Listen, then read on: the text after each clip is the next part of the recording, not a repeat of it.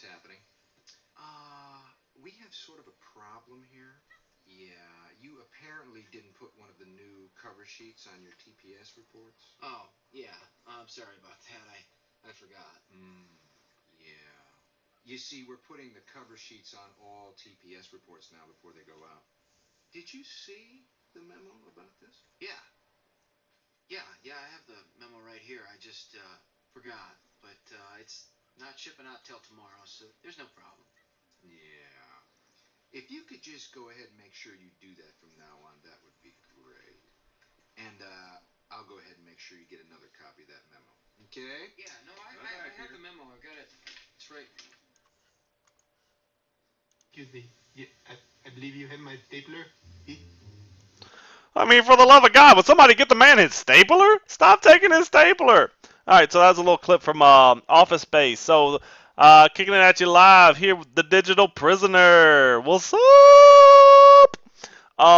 So here we're about to talk about bureaucracy. Well, actually, we're going to talk about the executive branch. We've already talked about the president, but now we're going to actually talk about the rest of the branch because the executive branch is the largest branch that there is in the government.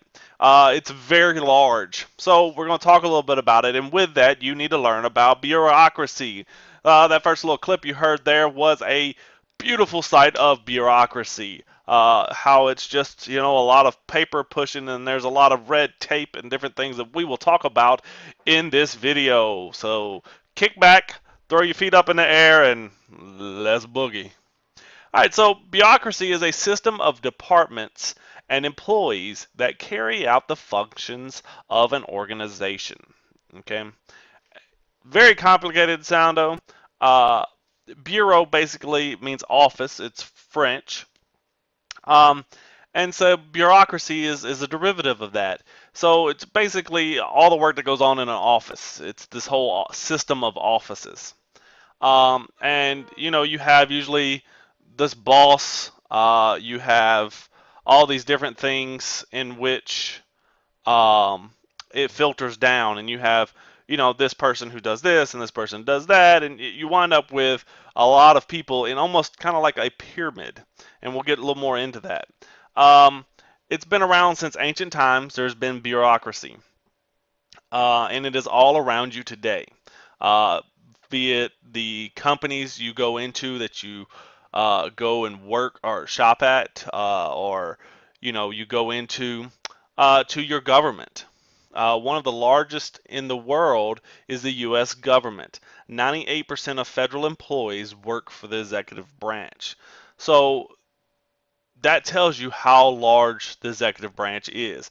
98% of the employees are executive branch.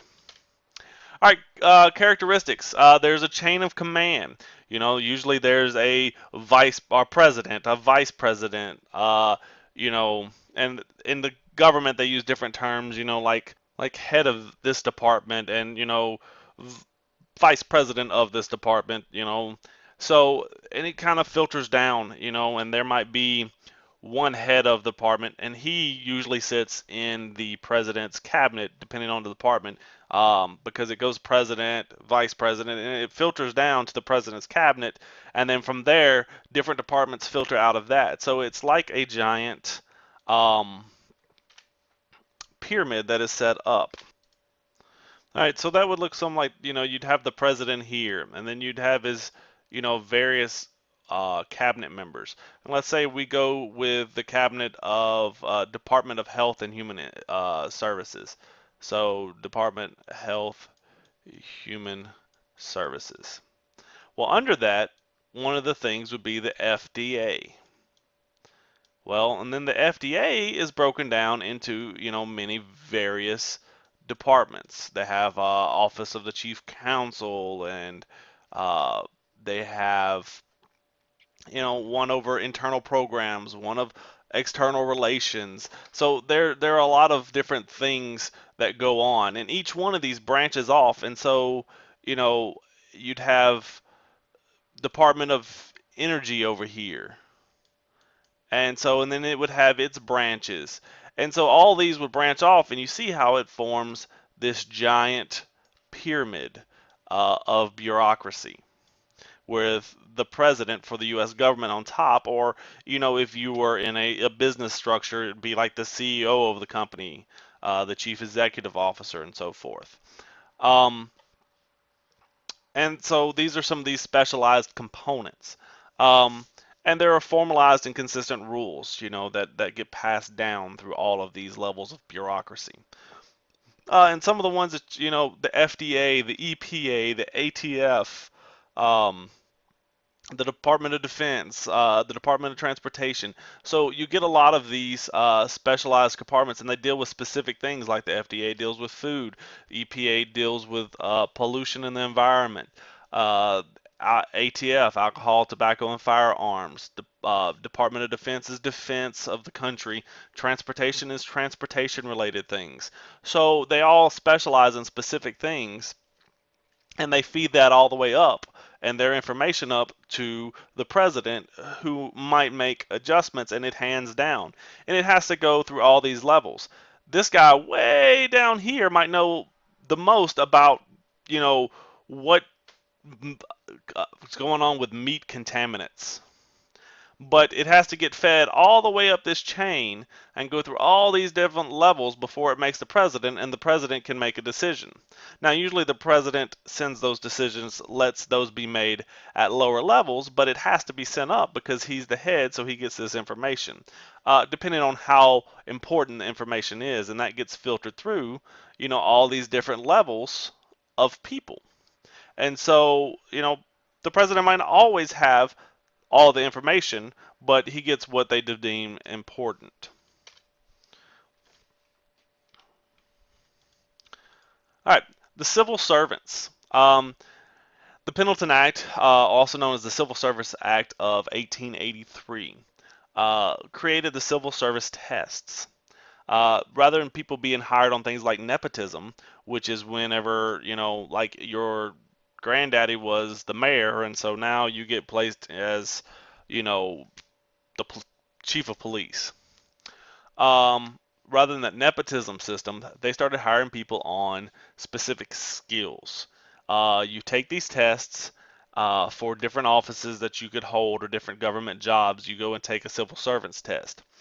If you pass that test, then you are then deemed qualified to hold that office or that position, and it could be positions from like firefighters to police officers, to social security office, and so forth. This replaced that old spoil system, and it was very similar to the nepotism I was talking about. But spoil system also, let's say you were going to support my campaign to become, the mayor. Well, you gave me all this money. Oh, well, I'm going to make you, uh, the fire marshal for the town, right? Um, and the OPM, this is the U.S. Office of Personnel Management. They manage all of the civil servants. Okay, so they kind of run all these different people who work for the government. Imagine how big their job is, because remember, 98% of the government is in the executive office. The division of the executive branch, the executive office of the president, it was established in 1939 to give advice to the president about foreign and domestic policy. The executive departments, they're the largest part of the executive branch, and these are his cabinet, where it branches out into his cabinet members, and then goes on down. So everything below his cabinet on down is considered these executive departments. There are 15 departments headed by secretaries, except for they're like the secretary of this, um, except for the attorney general, who's known as the attorney general, who are all appointed by the president and then approved by the Senate. And then there are some independent agencies, which are agencies that are created by Congress to handle specific issues. And this is the first one, the executive office of the president. This is the White House office. These are the people who are closest to the president, the chief of staff. You see a lot of times press secretary. You see his chief of staff and press secretary before he gives a speech. They're the ones standing at the podium, saying, all right, the president's going to come out and talk about this or do this. There's policy advisors and speech writers, and these are the people who work day to day with the president. Special advisory groups, the National Security Council. Uh, these are foreign affairs and defense issues they advise the president on. Military leaders and other top officials are make up this group. Office of Management and Budget, the OMB. These are people who help the president come up with a budget for the country. Executive departments. Here are the list of the executive departments: State, Treasury, Defense, and each one would be Department of State, Department of Treasury, Justice, Interior, Agriculture, Commerce, Department of Labor, Health and Human Services, which is the one we were talking about the FDA would fall under, Housing and Urban Development, Transportation, Education, Veteran Affairs, and Homeland Security. Homeland Security being the newest one. The cabinets, the heads of each of these departments, all these departments have a head, and they are what makes up the cabinet. Used to be the main advisors. Now they're seen as a bunch of administrators. They still advise the president, uh, but they are administer all of the offices below them. And then the independent agencies, the executive, like the executive departments, but answer directly to the president without the Senate, like the NASA or the EPA. Some of these directly answer to the president and don't have to have Senate oversight or some of the Senate approval.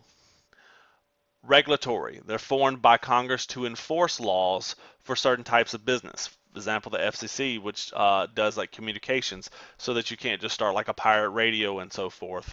The FCC regulates that. And then government corporations run like private businesses to provide a public service without costing taxpayers, like the United States Postal Service. And there are a lot of bureaucratic problems, wastefulness. Some people say, one of the big things is, well, you have a department over here that does this. Well, the same department is below this department, and they're doing the same thing just in two different departments. That's just wasteful. We're paying all these people's salaries, paying for these offices, and we don't need them.